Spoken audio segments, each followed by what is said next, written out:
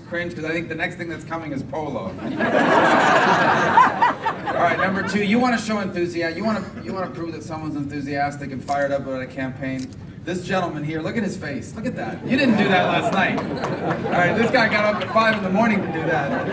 That's excellent, man. Thank you. And, that's fantastic. And I want to thank all of you for being here. This election is so important. And I said it last night in that debate. When I started with the statement was, you know, this is the greatest country in the history of the world. It is. There's never been a country like this in all of human history. You know why I know that?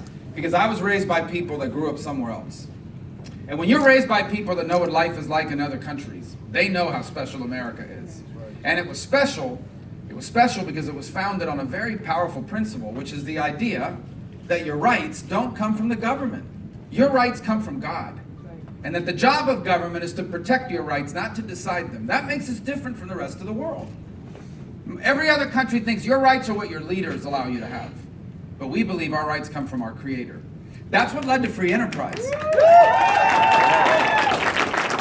That's what led to free enterprise, because we believe everyone should have the right to go as far as their work and their talent will take them. That's what led to individual liberty, which made us the freest people in the world. That's what led to the American miracle. The problem we have is that now it doesn't feel that way anymore. For millions of people across this country, they feel as I do and you do, that we're being left behind, that this country is being fundamentally altered and changed in a way that robs us of that made us special. And why is the question? Well, when it comes to politics, I can tell you why. It's because in 2008, a person was elected president who doesn't view America the same way.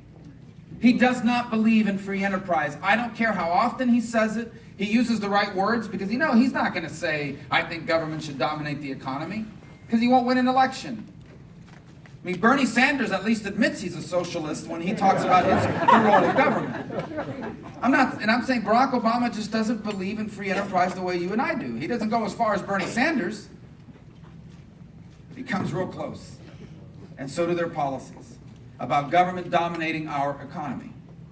And that's why you see them undermine the free enterprise system with taxes and regulations. And by the way, trying to take over our schools through Common Core. This is a president that views the Constitution very differently than you and I do. For example, the Second Amendment. If he could ignore it, he would. If he could change it, he would. Remember when he ran for president, he said, oh, this is country, the people with traditional values, they're bitter people that are clinging to their guns and to their religion. This is why he does, he conspires with his attorney general to undermine the Second Amendment. As I said last night, the Second Amendment is not a suggestion. It is not like a recommendation. It is a constitutional right to every